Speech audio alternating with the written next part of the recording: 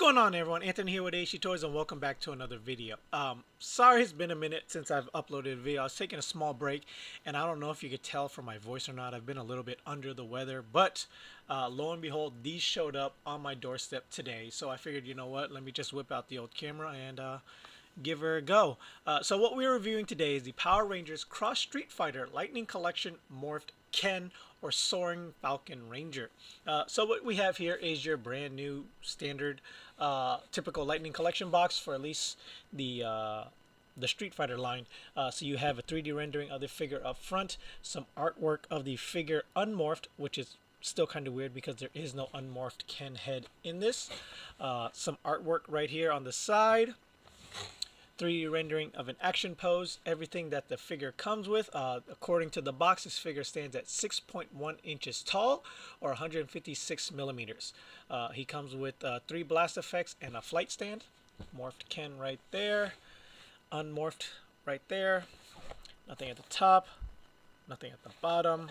Barcodes right there on the back now. So, but enough of that. Let's go and crack this guy open and, well, let's hope everything's inside.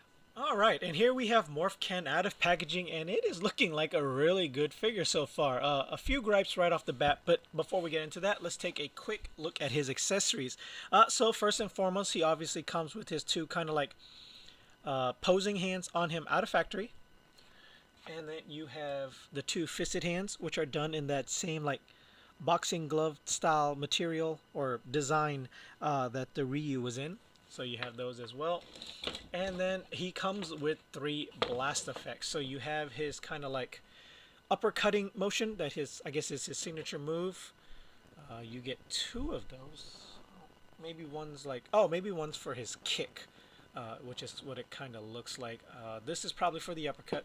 And then this one right here has a little peg hole that you just go ahead, port part of the flight stand in, port that in like so. There's no real click, and then that's probably like his little kick if you can get him in. Why is this not going in?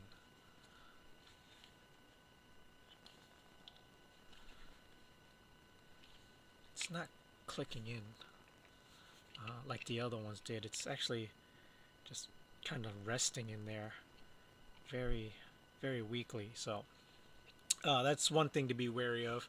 And then he also comes with his, like, I guess maybe his super blast. I don't know what, I didn't play the game. So his soaring, what is this? Soaring Falcon blast is what I'm assuming it's called. So it's a very nice piece, honestly. Nice clear red translucent plastic. So once again, here are these. One's an uppercut, maybe one's a kick. I'm not quite sure. But there you go. That is as far as the accessory goes. Next up would be his helmet, because there is no civilian head sculpt.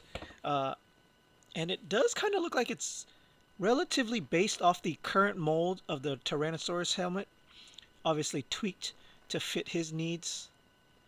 So, not too bad. It's a good looking helmet sculpt if this thing would just focus in on it. A little bit of paint chip right there. I guess that is for the Falcon symbol. Yeah, not too bad. That is as far as accessories go. And so, what do you say we go ahead and take a closer look at all his details? So, taking a look at all the details on this figure, I'm not a huge fan of this design. If I'm not mistaken, this is like a straight Hasbro thing, right? Like, this character and the Cammy character aren't in the game. I'm pretty sure they're just making up their own stuff so they can like reuse the mold from the Ryu and the Chun-Li, which is understandable. So overall, he does come sleeveless, unlike the Ryu, where like for whatever reason they decided to add sleeves to that character for the design. So I don't know why they just didn't went ahead and go on here. Like, what's the point of morphing if your skin is still exposed? I don't know. But speaking of the morphing, here's the morpher.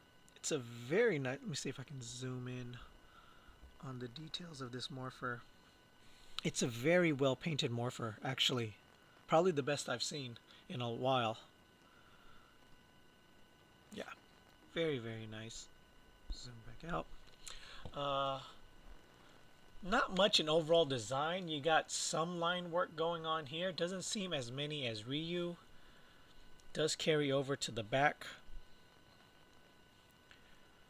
Not much going on in the legs. Typical Hasbro, where like the knees are a different color than the actual shading. The knees are a lot darker. It's not coming out on camera very well now that I'm looking through the viewfinder. But in person, the knees are darker than the actual figure itself. The shield is very nice. It doesn't look like it's the same shield as Ryu, so I don't believe so. So it is nice that we're getting a new sculpt here. But as far as I'm aware, the arms are the same sculpt. The hands are the same sculpt. The feet are the same sculpt. Everything is basically the same short of the shield. The paint applications on the Morphed obviously for the Falcon and then the helmet. So this is a very heavy, like, I mean, maybe not even heavy, but it's a pretty big repaint that if they were going to give us this, like, lazy of a job, they could have at least give us a civilian sculpt. You know, like, all you really did was change the helmet and then, like, just painted the sleeves flesh tone, which, by the way, not a huge fan of the hue. Once again, it's looking fine in the viewfinder, but in person, it's more of like a pinkish color. I don't know. I'm not a fan of it. And then this little weird mark right here on the goatee looks, or like it makes it look like he has a goatee. I don't know what that's supposed to represent on a Falcon, but yeah, it makes it look like. Does he have a goatee in the artwork? No, he doesn't even have a goatee in the artwork, so I don't even understand where that design came from. But yeah, not too bad. Repaint, obviously, that's Hasbro. What are you going to do? So let's go ahead and move on to articulation. So as far as articulation goes, he is the exact same. Head won't really, because of this new style neck, that some of them seem to work and some of them don't as they're intended. The neck in some of these are supposed to like be able to tilt forward and backwards, but for the most part, a lot of the figures I've gotten lately doesn't tilt forward, so you lose that range of motion. So you get a little bit of up from the ball joint, next to no down because the neck won't bend forward. Full 360, good amount of side to side. Ball jointed shoulders, butterfly joints. We'll go back about that far. The shield hinders it just a little bit. Goes forward almost next to none because of the shield. Upper bicep swivel, double jointed pinless elbows. Wrist rotations, will full 360. Hinge in about that far. Hinge out about that far. Upper diaphragm. No waist. Ab crunch will go about that far forward. Back that far. You got the new drop down hips, which I am glad this one doesn't have loose legs. So that's a plus. We'll do the splits about that far. Doesn't even need the drop down hips to do that.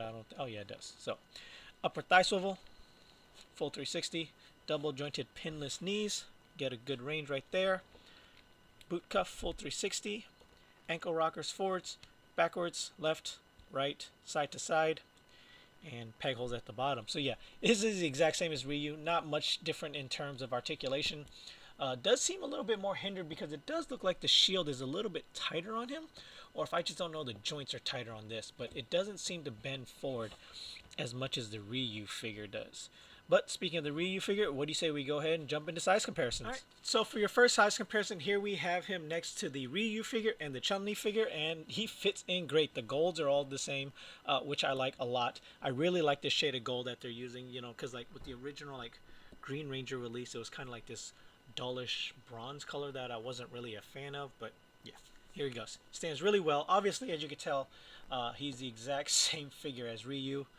Just different helmet sculpts. Alright, here we have him next to the Walgreens exclusive Dino Thunder White and the Dino Charge Pink Ranger Shelby.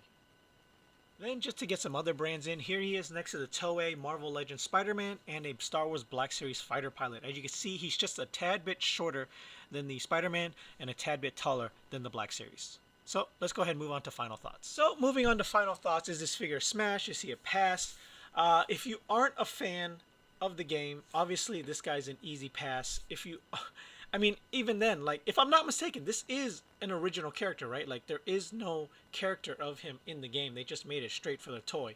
So if you have no emotional connection to, like, the game or the series itself, I would say this guy's an easy pass. Not honestly worth the $35 price tag that he is at. But if you're completist, obviously he's a great figure. No loose joints. Short of like the neck articulation, they really need to work on that, because now that they really just they can't look down, and that kind of bothers me. Especially like if you have a fighter figure like this, you know, you want to pose him up in like a jumping pose looking down at his enemy.